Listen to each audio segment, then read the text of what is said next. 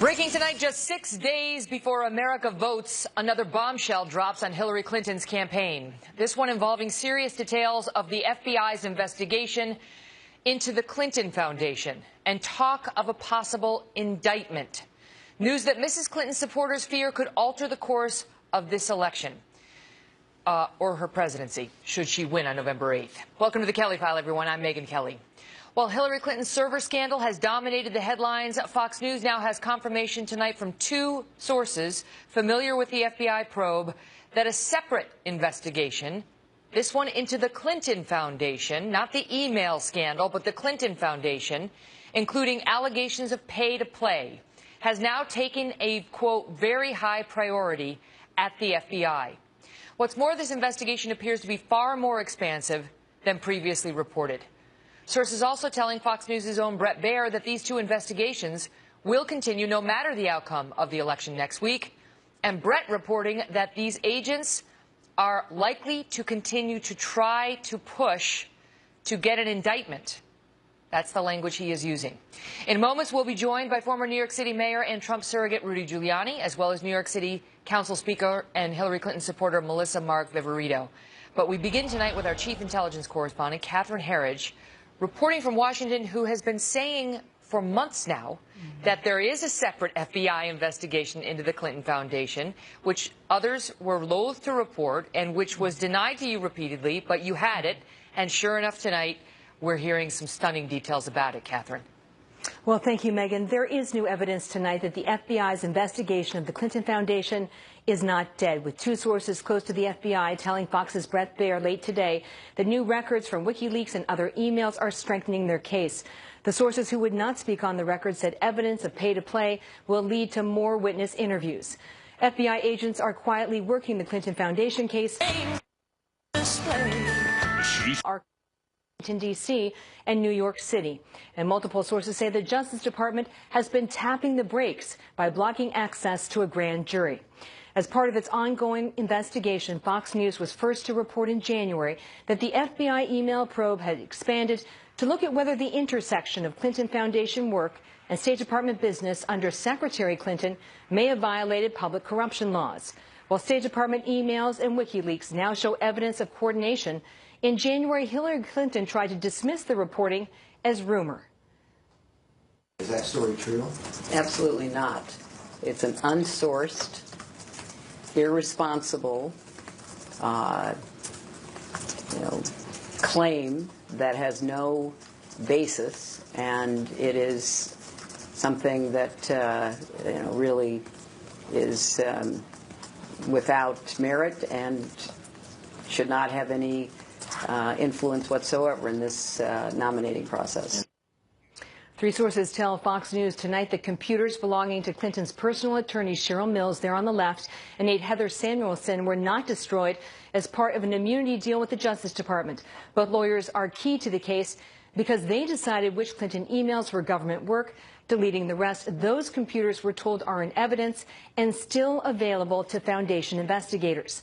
And while the review of Anthony Weiner's computer is not complete, Fox News is told that there does appear to be a lot of new stuff and a strong belief among agents that classified material is in play, Megyn. Wow. Catherine, thank you. You're welcome. Joining us now with more, former New York City Mayor Rudy Giuliani. He's a Trump surrogate and former federal prosecutor. Mr. Mayor, good to see you. This is... Good to see you. I mean, this is a separate thing now. I mean, we've been focused on the email investigation, which Director Comey just reopened. That happened last Friday. This is something different, where you've got two sources familiar with the FBI investigation into the Clinton Foundation talking about pushing for an indictment in the absence of obstruction, they say. Well, this was the one that I always thought was clearer. I mean, as a former Associate Attorney General and U.S. Attorney, I could make this case in about 2 months. I mean, well, I'll give you one example, a nice clear one, UBS, right? UBS gives the Clintons $660,000 for the foundation, $30 million loan, and a $1.5 million speaking fee for Bill Clinton. And Hillary Clinton travels from Washington, D.C. to Geneva to meet with the IRS to ask the IRS to go easy on UBS in the turnover of identities that the IRS wanted of American taxpayers who were evading taxes. IRS ends up with only 4,000 of the 56,000 identities they were attempting to get. To me, I can make a bribery case out of that. She didn't go travel to Geneva without. Now, if there's an email that connects the two, then you just don't have a bribery case. You have a bribery case that you can't even defend. I mean, you are a former federal prosecutor. You've been around this block. How does it work? I mean, how is it that just now we're a couple days out from the election? This would have been good to know a few weeks ago on the record. Because my former assistant, Jim Comey, made the wrong decision in July. But that was on a separate track. I mean, he's taken his beating on that. But what about this one? Why wasn't this disclosed? You have outraged FBI agents that talk to me. They are outraged at the injustice. They're outraged at being turned down by the Justice Department to open a grand jury. They are convinced that Loretta Lynch has corrupted the Justice Department. You've got people in the Justice Department in charge of this investigation who were defense lawyers for Clinton people. I mean, this is about as outrageous a corruption of the Justice Department I've ever seen. So let me just ask you, Mr. Mayor, so you think this is, because we've been reporting on dissension inside the FBI, alleged. It's real. And you think this is FBI agents or someone affiliated with them just getting this out there because they're saying people need to know. They need to know what Comey disclosed last week, and they need to know this too. These are men and women who swear to uphold the law. They're not a bunch of slimy Washington politicians like the Obama administration and the people Clinton would bring in. And the reality is they are outraged at what they have seen. Mrs. Clinton has violated easily 20 or 30 federal laws. I could outline them for you. I could show you how I could prosecute them and convict her. Everybody around her has taken the Fifth Amendment, taken immunity. Who's she going to bring into the White House with? Those immunity deals may not be worth the paper they're printed on now, according to this report. Because if they lied to get them, then they don't stand. But let me ask you, let me ask you, what sense does it make if you've got Director Comey, who's willing to take the risk he took last Friday, to come out there and say, I'm reopening the email thing. I found some stuff. It's not good. I'm going to look into it. Going to get a warrant, but I just want you to know I found it. We're going to do an investigation. How would that same guy not disclose something this big happening on another track? I can't speak for Jim. I knew Jim when he was a young assistant U.S. attorney of mine. I don't know what happened to him. I know that way back in July when I read that memo, that's a prosecutorial memo. It's just the opposite of what he said. Every reasonable prosecutor would have prosecuted that case in a second. I won convictions on half the evidence that the FBI had gotten in July. And he has an FBI, Jim has an FBI, that's in revolt right now. And I think that's one of the reasons why he came out and did what he did, to try to control his agents, who, after all, are true law enforcement people. And what they see is about the slimiest stuff that we've seen in Washington since probably Teapot Dome. This is worse than Watergate. They have corrupted the State Department, pay for play, and they've corrupted the Justice Department. You can't go much further than that, Megan. Mr. Mayor, good to see you. Thank you. Joining me now with more, New York City Council Speaker and Hillary Clinton supporter, Melissa Mark Viverito. Good to see you tonight. So can we just start with that, because there are conflicting reports about whether the FBI is in fact divided and there's low morale, as some claim, and whether that case that Comey declined to prosecute in July was in fact prosecutable. Look, I think that it's fascinating that we're seeing all of this emerge 6 days out, 2 weeks out of an important election. And we have a candidate in Donald Trump who is on the precipice, on the abyss of really a stunning failure. And so I believe that when you have a Hillary Clinton, when you have a Clinton Foundation that has been in the public eye for many, many years, and not decades, that has disclosed every private donation, that has 40 years of tax records made available for for transparency for everyone to see, versus a candidate who hides behind not releasing his tax forms, or whose charitable quote-unquote foundation is a scam. Well, they may also be getting investigated. They may also be. But let me just speak to you about that. It's interesting to see that this is coming out now. We have a candidate. Well, we know why. Yes. We know why Friday's news came out when it did. I mean, Director Comey's office has spoken to that. They say they just got Anthony Weiner's computer. I mean, all roots point back to Weiner. Before having a search warrant, before there being any sort of verification, whether or not. Let's not condemn Director Comey's motives, because Megan, on both the Republican and the Democratic defended him as the second coming. coming back in July when he declined to prosecute. Now they don't like him. But this is about the other piece of the investigation, which is in the Clinton Foundation. And if these two sources familiar with the FBI investigation who have now spoken with Fox News are right, this is a, quote, very high priority within the FBI. There is a, quote, avalanche of new information coming in every day on this investigation, that these two women may have lost their immunity now, that their devices are being exploited at this moment, and that this investigation is much, much more extensive than previously reported. They're accusations, and I don't believe they have foundation or merit. And it is, again, interesting that 6 days out of this most important election cycle that this is coming out. When this conversation about the Clinton Foundation has been in the public eye for years at this point in this campaign. So I cast a lot of doubt on this. Again, we have the most capable candidate in Hillary Clinton, who has 40 years of tax records online, where every donation to the Clinton Foundation, independent watchdog groups have talked about the good work. Yeah, and but we've learned some things through WikiLeaks. Just in recent weeks. We will never verify the information on WikiLeaks. I know, Russia, they're fake, I know. But nothing has been specifically disputed. Well, none, not one. You've also indicated, you just alluded to, we have an investigation into Trump and some of his, the high-ranking members of his campaign and their links to possible Russia and any sort of communication. That was not disclosed. So it's incredibly That's his old guy, interesting. Paul Manafort, who's no longer with him. It's incredibly interesting that all of the information that is being leaked on the side of the FBI happens to be about Clinton and nothing about Trump. Well, that will cast a little bit of doubt and concern. But that doesn't mean the average investigation's not underway. Perhaps the leaking is inappropriate, but and that there's doesn't an mean the investigation underway for the Trump campaign as you well. understand as well as I do that the American people, they don't want to elect somebody who might get indicted. And she's got now 2 tracks against her, the email investigation and the Clinton Foundation. And Trump is being investigated on multiple tracks as well. His Trump school, his foundation. So there may be an indictment on his end as well. So this is not, but again, I believe that the information that has been leaked on Clinton is going to be found to be unfounded. She is the most highly qualified and the most transparent candidate that we have. Transparent? Yes. When you have I got to leave it at that. I don't have time to take that one on, but it's great to see you. Thank you for being here. Well, President Obama today joined a growing list of top Democrats attacking FBI Director Jim Comey. And in moments, we'll speak with one of Director Comey's top advisors. This is a longtime friend of his, about what we should expect from the director next. What is Director Comey thinking? This man knows, and he'll tell us. Plus, we have new reports that the top official at Justice was sharing was sharing inside information with the Clinton campaign during the email investigation from his private email account. Former DOJ attorney J. Christian Adams is here on that. And then 2 dramatic state polls dropping in just the last few hours. We'll show you why Team Trump is thrilled about what they say. Wait until you hear what's happening when we come right back. Next Tuesday, we will have one last glorious surprise for the pundits, the politicians, and the special interests when we win and return the power back to the people. It's going to happen.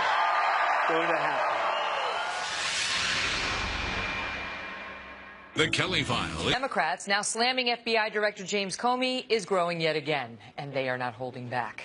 Senate Minority Leader Harry Reid, the same man who called Director Comey a, quote, fair, impartial director back in July, actually wrote the director a letter this week suggesting, quote, through your partisan actions, you may have broken the law. New York Senator Chuck Schumer, who once called Director Comey a, quote, towering figure at justice, is now telling Bloomberg, quote, I do not have confidence in him any longer, and suggesting the director's decision last Friday was, quote, appalling. On top of that, earlier this afternoon, both the former House Speaker and arguably President Obama himself joined the chorus of critics now going after Director Comey. Maybe he's not in the right job. I think that we have to just get through this election and just see what the casualties are along the way. We don't operate on innuendo. We don't operate on incomplete information. We don't operate on leaks. Joining me now, Columbia Law professor Daniel Richman. He's also a policy advisor to FBI Director James Comey. Great to see you, Professor. Thank you for being here. Thank you. It's good to be here. So you know Comey, you've known him for a long time. You used to practice law together. Yes. Okay. And you say he's a straight shooter, and you're a friend of his and an advisor of sorts. What do you make of the piling on now, Nancy Pelosi in particular? Like, maybe he can't do the job. Maybe it's time for change. What people seem to forget is that whatever he did would have political ramifications. Either you stay silent and don't correct what people seem to think, which was that an investigation was complete, and you let that thought go to people as they, let's say, vote, or maybe, let's say, as they move into running the government next year. Or you speak, and you speak as little as possible. I don't think he's unaware of the fact that there's an election going on. I don't think he's trying to influence the election, but either silence or speaking is going to implicate the election, and he's aware of that and did what he felt he had to do. Is this hard on him? Do you think, he's a human being. He seems like a real sort of Joe Friday kind of, law enforcement official, but is this hard on him to have this much pile on, including today from the president? We don't deal in innuendo. We don't deal in leaks. I think Jim is used to being piled on. That comes with the territory. I don't read what the president said as part of the piling on, frankly. I think what the president said is people thought the investigation was complete. It turns out the president was wrong on that. There is an investigation that was said to have been complete but is going on, and that's all that the director said a few days ago. A lot of people believe this is not Comey, he's not in charge, that Loretta Lynch is controlling him like a puppet, and she's the puppeteer, and she's not going to pursue anything on Hillary come hell or high waters, and Comey basically has to do what she says. Is that true? I've actually never heard that particular allegation. Trust me. It's an odd story to be spinning, to think that he is the puppet of somebody who, in all likelihood, will probably not be there shortly. And he will be, presumably. He will be. It's a 10-year term for a reason. Part of what we want in an FBI director is come what may and come what brickbats are thrown his way. Put your head down and make nonpartisan decisions, even as you recognize that people are going to spin them one way or another. That's what he did, and I think he's right. Well, what about, people think it wasn't adequate in part because new stuff turned up on Huma's home computer. Everybody said, wait, how could that not have been picked up in the first swoop by the FBI? I only know from what I read in the press report, but I gather from them that she didn't even know that this was being swooped up. One of the sad things about many of us is we back up the computers. We don't really focus on it, at least from what I gather in the reports. She was backing it up. Last question. If the evidence justifies an indictment, if he finds evidence of intent, which he wasn't satisfied was there back in July, do you believe this man would be prepared to recommend charges be brought against Hillary Clinton? Of course. If the facts change, the position changes. I don't think it takes very much work on the part of someone like Jim to do that. Great to see you, Professor. Thanks for being here. Pleasure. And just hours ago, the Justice Department defending itself over another growing controversy. The latest WikiLeaks dump reveals that top DOJ officials reached out to the Clinton campaign during the email investigation in an effort to help her, one guy in particular. Chief National Correspondent Ed Henry has the details. Ed?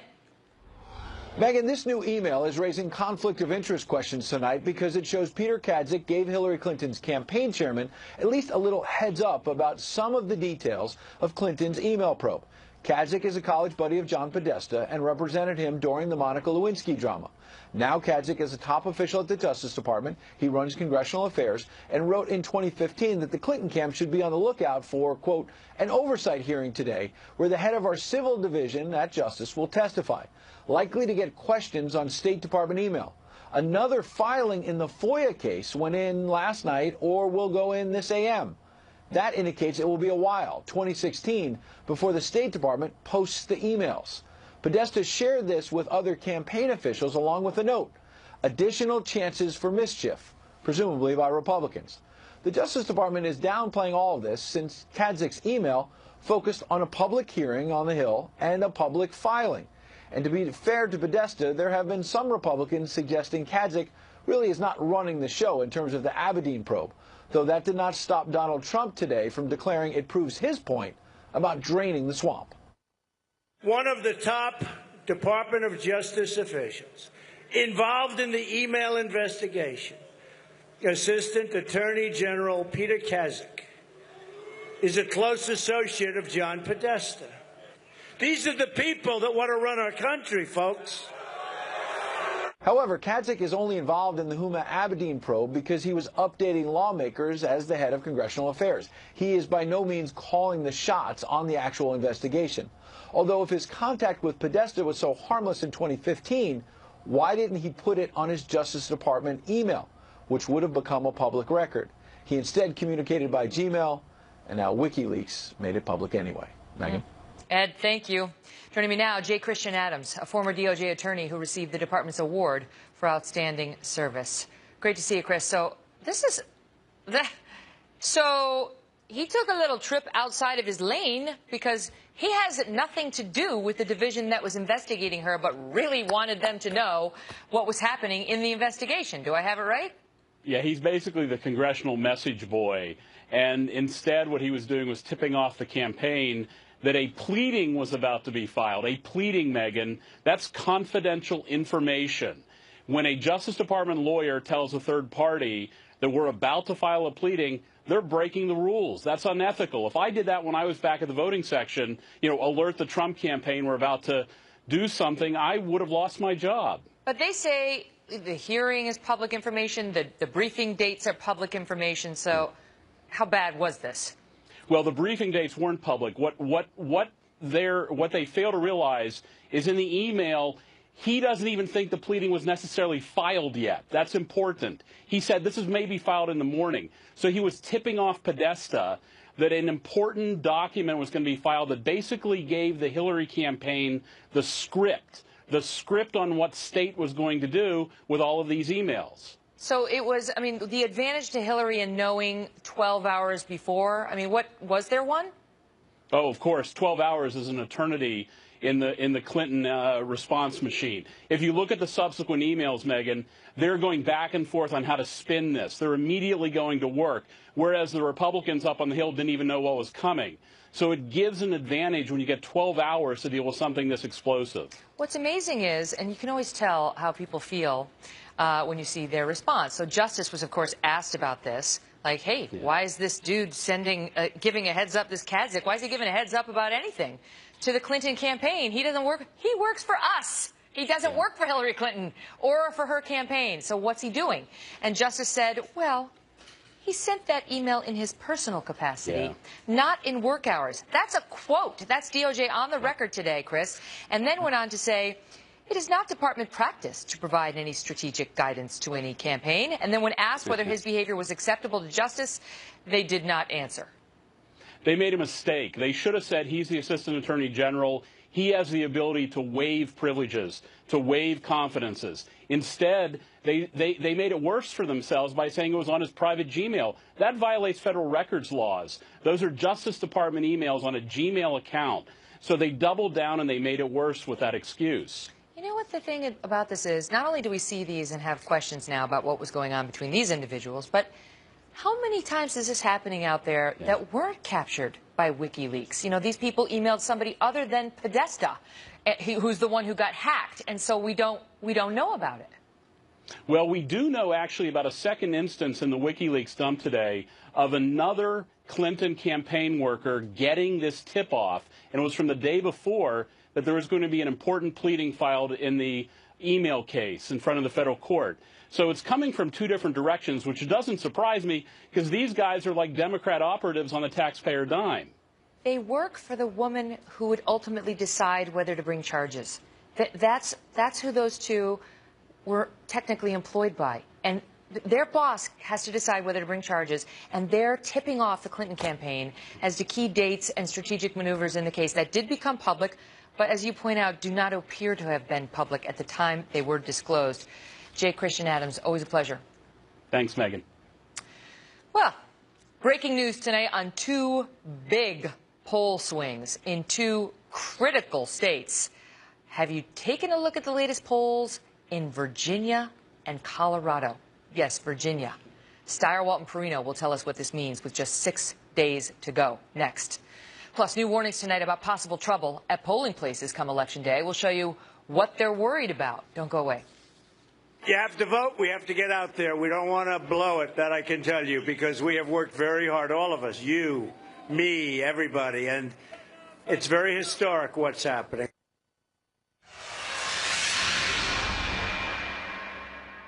Every 15 minutes, Fox News headlines 24/7, channel 115. Breaking tonight with 6 days to go, we just got some big polling news from two of Hillary Clinton's so-called firewall states. We'll have that for you in a moment. But first, we go to the campaign trail, where Mrs. Clinton is making a big push in Arizona. The polling average in the Grand Canyon state shows Trump up by 3 points there. Mr. Trump is campaigning in Florida, meantime, where he held a rally earlier in Pensacola. The Florida polls show Trump with a lead of less than 1 point, pointing to a barn burner of a race next Tuesday. Chief political correspondent Carl Cameron is reporting tonight from Orlando. Carl? Hi, Megan. When you look at all these polls, it shows that Trump definitely has some momentum and that Hillary Clinton is either stalled or maybe even losing ground. But it's really important also to look at the trend lines as well as the averages, which suggests that, well, Clinton still is in pretty good shape, and Donald Trump still has a little bit more surging and a little bit more momentum necessary. There's also a question that comes up about whether or not he has spent enough money and his organization is prepared for this. For the last 10 months, there's been a steady worry among the Republicans that his organization wasn't being built out the way it's necessary to compete in the general election. Because of the surge that he's had, he might be able to make up what, frankly, was a demonstrable deficit in terms of the number of paid staffers, the number of volunteers, the number of headquarters, the number of ads run, and the number of dollars spent. Trump said today that he's going to spend $25 million in the next 6 days on 13 specific battleground states, which include places like Michigan and Pennsylvania, where he's been losing in the polls, in Virginia, where he's been behind, in some cases, close to double digits. Those are now back on Trump's table, and the polls have narrowed in those states significantly. But ground game really matters. It isn't sexy. Trump has been definitely cashing in on the WikiLeaks. Today he was going after the, quote, collusion between the State Department, the Justice Department, and the Clinton campaign. But he also knows that he has to be a little bit more human. And tonight he suggested, as he walked out on stage, he said, calm down, Donald. Said it aloud, be cool, Donald, which is something that we have never seen from Donald Trump, who always sort of prides himself on being almost bulletproof and constantly sort of emitting this strength. He's tired. It's the sprint. And they're excited on the Trump campaign because things seem to be going their way. It's still going to be very close. Megan? Wow. Carl, thank you. Well, our friends over at RealClearPolitics.com have a very clear way of looking at this race. What do you get when you force a toss-up state toward the candidate winning in the polls? Today's state-by-state polling shows Mrs. Clinton winning the White House by a slim 8 electoral votes. What's turning heads tonight, though, is the fact that the numbers 2 weeks ago suggest she would have won by 128. So she would have had a lot more to spare. Joining me now, co-hosts of I'll Tell You What, Perino and Stirewalt, right here on Fox News on Sundays at 5. That's Chris Stirewalt and Dana Perino. Dana's the author of Let Me Tell You About Jasper, too, How My Best Friends Became America's Dog. Okay, this is amazing, right? Virginia appears back in play. Virginia, where she was ahead 12 points in early October, he now leads, right? Is that? I'm just looking at my information, just coming in. Here it is right there. Just read what's on the board. Look, he now leads. He's got 3 points over her in Virginia. Stirewalt, let me start with you. The reporting out of Major Garrett tonight is saying they're stunned at Trump Tower at their own internal poll showing Virginia's back in play. Trump and Mike Pence making plans to get down there. Do you believe it? Well, if you ain't saying good stuff about your own internal polls, you're doing it wrong. But that's not internal. No. He's saying their internal confirmed this Hampton University poll. I would say this. The Colorado poll is very interesting to me because I don't think Colorado has been polled nearly enough in this cycle. Virginia has been carpet bombed with polling in this cycle. This is one out of 5 that have been taken over the basically commensurate period of time. This is the only one that shows Trump with the lead, and the rest of them show Clinton leads 5 to 10 points ahead of this. Is this an indicator of something that's happening for Trump? Are they catching something that other people aren't? I don't know, because as you get down to the bottom of the barrel here and as you get down to the end, you are looking for any sort of ping pong ball that goes pinging and ponging around this place. We're within hours of the election, and potentially, Dana, seeing I know, I don't like to do math. 12 plus 3 is 15. A 15-point swing in a state as critical as Virginia with 13 electoral votes? I mean, if that's real, that's huge. Yeah, absolutely, and there's reason for the Trump people to be excited. I think that obviously the news, as you've been reporting today, like I worked at Justice Department for a year, then I worked at the White House for about 6. I've never seen anything like that in terms of the deluge of terrible news for somebody, and in this case, it's the presidential candidate for the Democratic Party. I think that's huge. So the news cycle is certainly favoring Donald Trump. The question, I think, is what Carl Cameron asked, which is, can they get enough of a ground game there to make sure their voters who are so enthusiastic get to the polls in a larger number than hers? That's where the math comes in, certainly. I remember months and months ago, Donald Trump said that the organization is overrated. And I asked Look at my rallies. Yeah, and I asked David Plouffe about that. I said, does he have a point there? And he says, well, maybe, but I wouldn't want to take a chance. Starwell, you're focused on the Colorado poll. Why do you think that's the interesting one? They're tied now, according to the latest poll. She was up 4. Because I think Virginia's fried like a peanut, but Colorado has been under-polled. People have taken for granted that this is a Democratic state now. There have been Trump leads in polls earlier here. Colorado is in play. And remember, Trump needs to flip a big blue state. Now, Colorado is not quite big enough, but you put that together with Nevada, you put that together with Iowa, you put that together with Ohio, which are all states where Trump has polled consistently well, and you start to see an alternate pathway for Donald Trump. This Colorado poll, maybe the sample's a little whiter than it ought to be, maybe. Whiter or whiter? Whiter, like me. Maybe more, too many people of pallor in the sample. But either way, I think the race in Colorado is a heck of a lot closer than people have assumed. How important is, I mean, with just days to go, this feeling that he's got momentum and that she is in trouble, and by that I mean not only, you know, campaign trouble, but legal trouble? It feels really big to me. And that I am not basing this on a poll. I'm saying from my gut instinct that if you look at that, yes, she has momentum. Yes, she has some early voting on her side in some states. But to me, this is such a big deal that I could imagine a scenario where he definitely wins the popular vote. The Electoral College then maybe becomes in question. I know you don't believe He's mocking you. Off camera, mocking. Is mocking me. But so mean. On that night, someone will buy me. We've been having this debate since May, and I think you're wrong, but that's all right. Can you have it here since nobody watches that Sunday night show? Oh my God, I'm turning into a Riley. It wasn't even on Sunday night. It was on our podcast. Why is that not possible? Why the mocking? Yeah, Chris. It is certainly possible. I would never submit that it is not possible. What I'm saying is, some of these polls are right, some of these polls are wrong. There's a picture of the nation right now that says that Hillary Clinton is ahead by a substantial margin and is going to win the election. There's another one that says that Donald Trump is surging through, and we're seeing it in a couple polls here and there. One of these two things is right. I doubt we're going to have a split decision. I'll tell you what, she's probably delighted that this election is not happening on December 8th. You know, it's like already you hear her. She's like, vote early, vote immediately. Okay, I gotta go. Good to see you both. Bye. Thank you. Whew. Coming up, I just want to tell you that something's just hit on the Wall Street Journal, which is going to be big news tomorrow too. It follows up, but it's a little different than the Bret Baier reporting that we just got about a split between the FBI and Justice and some secret recordings. We're going to get into that in a minute. Also coming up, new warnings about possible trouble at polling places on Election Day. Former Congressman Pete Hoekstra and Richard Fowler are here to discuss. Don't go away on a busy news night. Tonight, we just got some dramatic reporting from the Wall Street Journal showing what appears to be a serious split between some investigators at the FBI and some of the more senior officials there, along with the Justice Department on the other side. According to the Journal, owned by the same parent company as Fox News, agents at the Bureau thought it had enough evidence to launch an investigation into the Clinton Foundation a year ago. But senior officials at the Department of Justice appear to have shut them down.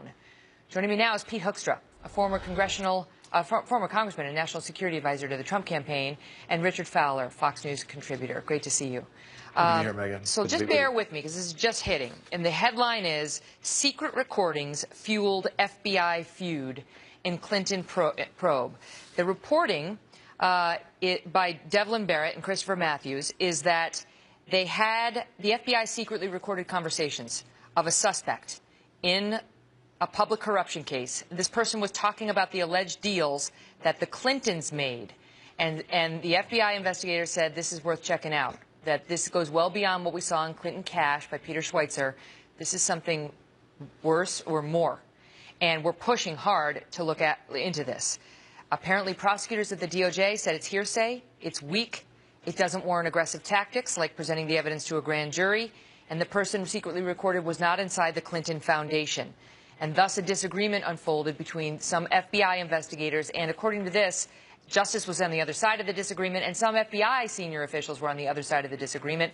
But it appears that Mr. McCabe of the FBI, this is the same guy, I think, whose wife ran for the state senate in Virginia, right, who got the big donation from Terry McAuliffe, friend of the Clintons and governor there, he was apparently defending his agents, saying, objecting, saying, you're telling me I need to shut down a validly predicated investigation?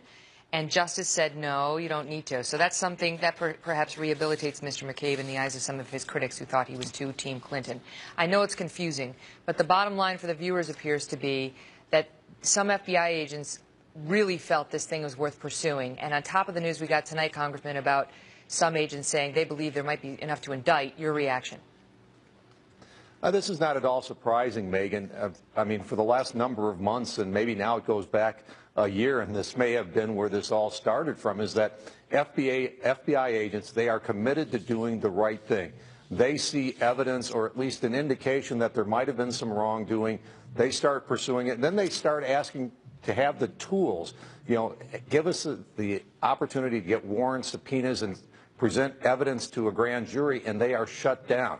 They want to get to the bottom of these things, whether it's the Clinton Foundation, whether it's the emails. It appears to be a pattern of protecting the Clintons, and this just infuriated and started creating this great dissension within the FBI because they are believing they are not entitled or unable to do their job. And everything that seems to have come out over the last number of months seems to confirm that. I've never seen so many leaks out of the FBI or Justice. This is big. We're going to continue on the other side of the break and get Richard's reaction. Don't go away. And Richard, what the Journal is saying is that the officials at Justice sent a message to all offices to stand down on the investigation into the Clinton alleged corruption, and the FBI agents were ticked off about it and didn't appreciate that because they thought there was something there. Go ahead. Well, here's the thing. I think this comes down to two words: prosecutorial discretion. It is the job of the prosecutors to determine what will make it to a grand jury and what will make it to court. Based on what we saw, mind you, I wasn't in the room, neither were you. You're a lawyer, counselor. And we just don't know what was in this evidence as to why they didn't think it would make it to trial or why they said this investigation should stop. But with that being said, I got to tell you, this is a leak-a-palooza between the DOJ and the FBI. I think they're racing to see who's going to leak first. They never leak. This is unprecedented in an election with just 6 days left for all this leaking to take place. What about that, Congressman? You know, you've been on the Hill for a long time. What about the leak-a-palooza? Yeah, I think what you're seeing, Megan, is there's total lack of confidence in Loretta Lynch, Peter Kadzik. You saw those emails come out today. What these FBI agents, and I think what America's screaming out for, this now requires a special prosecutor to go into there and have an independent view. Richard, special prosecutor? No. We just need the leaking to stop and for the American people to have a chance to see what all this leaking is about so they can actually go vote in 6 days. Before I let you go, what do you think, Richard? Virginia now, Trump up 3. I'm from Virginia. I was a Virginia delegate to the convention 4 years ago. I agree with Chris Stirewalt. Virginia is fried as a peanut for Hillary Clinton. There's no chance that Trump will win there. But this election's getting close. Megan, on election night, I will be with you, and it's going to come down to Latino voters in places like Broward County, and Miami-Dade County, Florida, and Colorado. Can't you just boil the peanut so it's not as bad for you? I think we're really disparaging that nut unfairly. Great to see you both. We'll be right back. Good to see you, Megan. Great, thanks. Guy in the Kelly File who gave a killer graduation speech, the theme of which was, "You are not special." He was trying to convince today's millennials that being extraordinary was something they would have to prove to the world, not a given that the world would afford them. I loved it because it mirrored the philosophy my own parents raised us with. And in my new book, Settle for More, here it is. Yes, thank you, thank you. You will see, thank you. That's Sean Hannity. He feels it too. You'll see that I wasn't raised to believe that I was anything special at all. And that, as it turned out, was a great gift to me. See, I knew growing up that, you know, what I was and what I wasn't good at, because nobody ever lied to me about my talents or the lack thereof. I wrote this book in part because I want people to see that coddling their kids into thinking they're amazing at everything is really quite damaging, not to mention dishonest and bad for the kid and the country. Anyway, I did eventually manage to find something I was pretty decent at. I'm doing it right now. You know what I'm saying? And yeah, I know. And I have written all about that journey in my new memoir, Settle for More. It's a very personal book. It's revealing. It's been under an embargo. Basically, they would have to hurt you if you found it. The publisher is like this. I first got it yesterday. No one has it, but you can have it delivered on November 15th if you order it now. Amazon.com, BarnesandNoble.com. Settle for More. Check it out. Here's Sean.